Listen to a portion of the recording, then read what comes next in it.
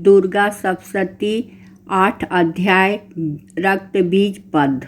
मैं अनिमा आदि सिद्धिमयी किरणों से आवृत भवानी का ध्यान करता हूँ। उनके शरीर का रंग लाल है, नेत्र करुणा लहरा रही है तथा हाथों में पास अंकुश, बाण और धनुष शोभा पाते हैं। ऋषि कहते हैं, चंड और मुंड नामक दैत्य के मारे जाने तथा बहुत सी सेना संहार हो जाने पर दैत्यों के राजा प्रतापी शुंभ के मन में बड़ा क्रोध हुआ और उसने दैत्यों की संपूर्ण सेना को युद्ध के लिए कूच करने की आज्ञा दी। वह बोला, आज उदयुद्ध नाम के 86 दैत्य सेनापति अपनी सेनाओं के साथ युद्ध के लिए प्रस्थान करें। कंबू नामक दैत्य के 84 सेनानायक अपनी वाहिनी से घिरे हुए यात्रा करें। 50 कोटि वीर कुल के और 100 धूम्र कुल के असुरों सेनापति मेरी आज्ञा से सेना सहित कूच करें। कालक, दौर्द, मौर्य और काल के असुर भी युद्ध के लिए तैयार हो मेरी आज्ञा से तुरंत प्रस्थान करें।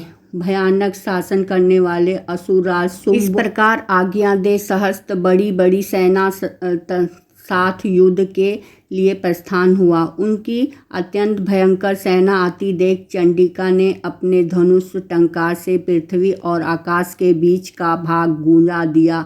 राजन, तदनंतर देवी के सिंह ने बड़े जोर से दहाड़ना आरंभ कर फिर अंबिके घंटे के शब्द से उन ध्वनि को और भी बढ़ा दिया।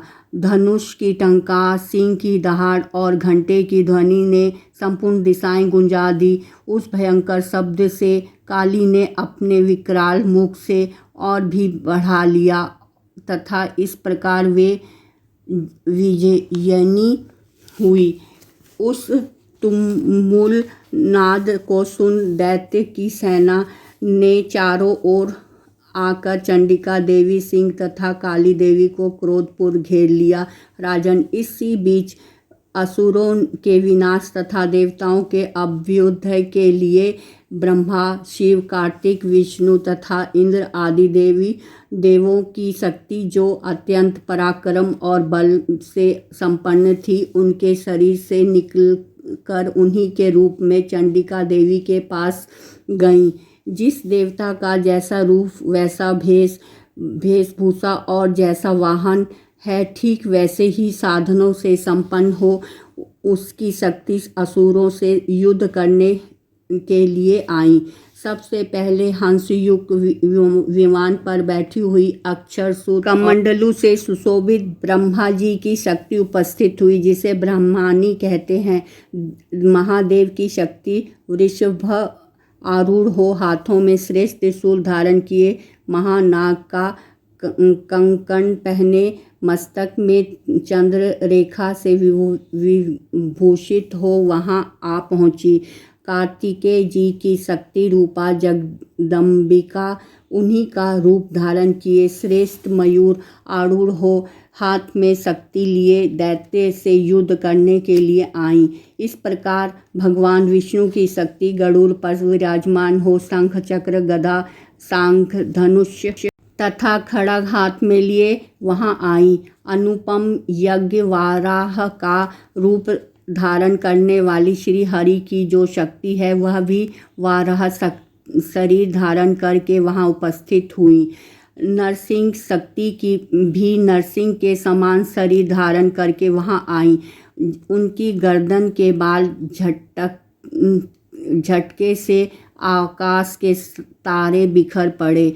इसी प्रकार इंद्र की शक्ति वज्र हाथ में लिए गजराज ऐरावत बैठकर आईं। उनके भी सहस्त्र नेत्र थे। इंद्र का जैसा रूप है वैसा ही उसका भी था। तदनंतर उस देव शक्तियों से घिरी हुई महादेव जी ने चंडिका से कहा, मेरी प्रसन्नता के लिए तुम शीघ्र ही इस असुरों का संहार करो तब देवी के शरीर से अत्यंत भयंकर और परम उग्र चंडिका शक्ति प्रकट हुई, जो सैकड़ों गिद्ध-आड़ियों की भांति आवाज करने वाली थी। उस अपराजिता देवी ने धूमिल जटाओं महादेव जी से कहा, भगवान, आप शुंभ निशुंभ के पास दूत बनकर जाइए और उन अत्यंत गर्वीले दानव शुंभ एवं निशुंभ दोनों से कहिए, साथ ही उनके अतिरिक्त भी जो दानव युद्ध के लिए वहाँ उपस्थित हो उनको भी यह संदेश दीजिए, दैत्यों, यदि तुम जीवित रहना चाहते हो तो पाताल को लौट जाओ, इंद्र को त्रिलोकी का राज मिल जाए और देवता यज्ञ भाग का उपभोग करें। यदि बल के घमंड में आकर तुम युद्ध की अभिलाषा रखते हो तो आओ, मेरी सिखाएं योगिनियाँ तुम्हारे कच्चे मांस से तृप्त हो। क्योंकि उस देवी ने भगवान शिव को दूत के कार्य में नियुक्त किया था, इसीलिए वह शिवदूती के नाम से संसार में विख्यात हुई। वे महादैत्य भी भगवान शिव के मुख देवी के वचन सुनकर क्रोध में भर गए और जहाँ कात्यायनी विराज थी उस ओर बढ़े। तदनंतर वे दैत्य अमरस में भर कर अपने ही देवी के ऊपर बाण शक्ति और ऋषि आदि अस्त्रों की वृष्टि करने लगे। तब देवी ने भी खेल खेल में ही धनुष की टंकार और उसके छोड़े हुए बड़े बड़े बाणों द्वारा दैत्यों के चलाए हुए बाण, शूल, शक्ति और फरसों को काट डाला। फिर काली उनके आगे होकर शत्रुओं को शूल के प्रहार विदीर्ण करने लगी और खड्गवाहक से उसका कचूमर निकालती हुई रणभूमि में विचरने लगी। ब्रह्मानी भी जिस ओर दौड़ती उसी ओर अपने कमंडलू का जल छिड़क कर शत्रुओं के ओज और पराक्रम नष्ट कर देती थी। माहेश्वरी ने त्रिशूल से तथा वैष्णवी ने चक्र और अत्यंत क्रोध में भरी हुई कुमार कार्तिकेय की शक्ति ने शक्ति से दैत्यों का संहार आरंभ किया। इंद्र शक्ति से वज्र प्रहार से विदीर्ण हो सैकड़ों दैत्य दानव रक्त की धार बहाते हुए पृथ्वी पर सो गए। वाराही शक्ति ने कितनों को अपनी थुथुन की मार से नष्ट किया, दाढ़ों के अग्रभाग से कितने की छाती छेद डाली तथा कितने ही दैत्य उनके चक्र की चोट में से विदीर्ण हो गिर पड़े।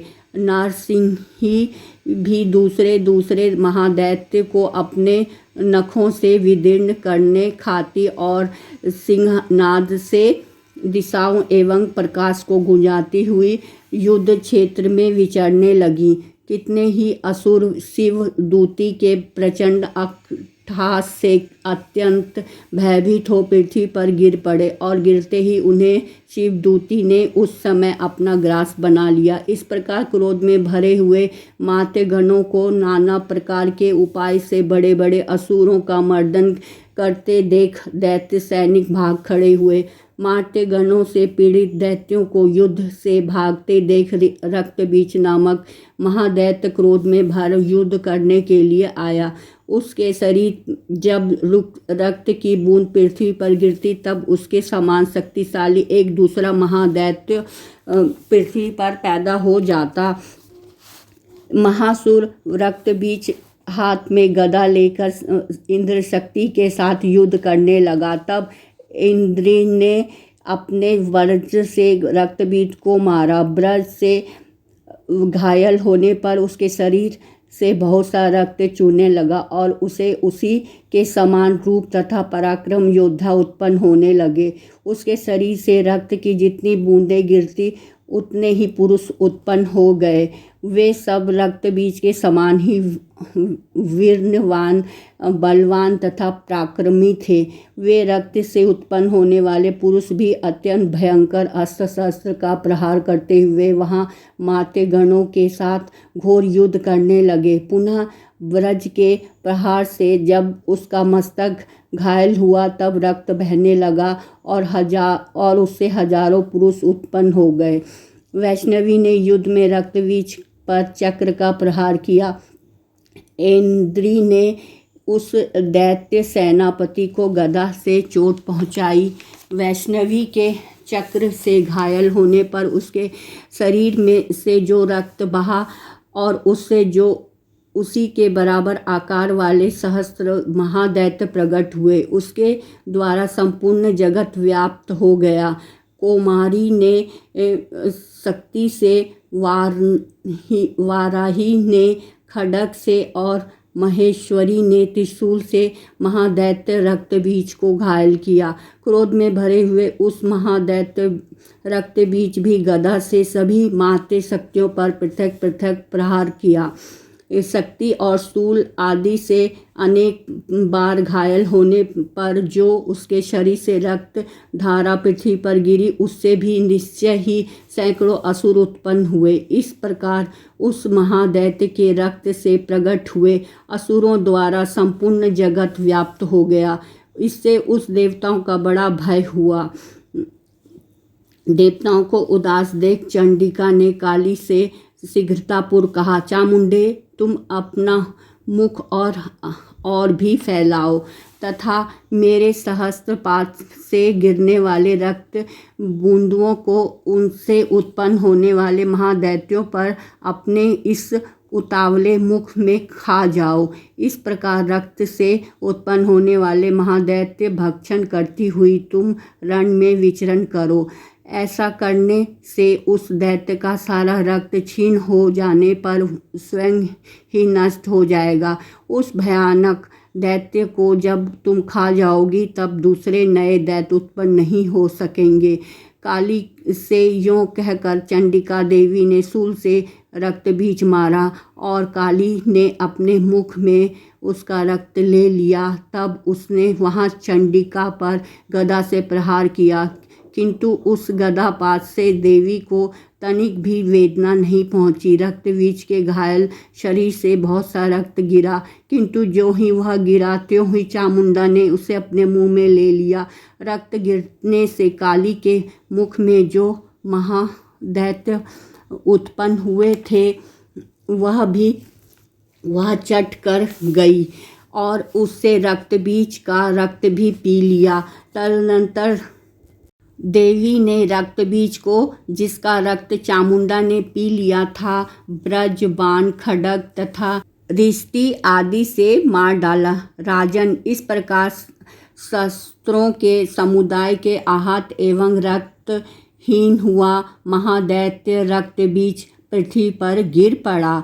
नरेश्वर, इससे देवताओं को अनुपम हर्ष की प्राप्ति हुई और मात्यगण उस असुरों के रक्तपान से मद से उद्यत सा होकर नृत्य करने लगा।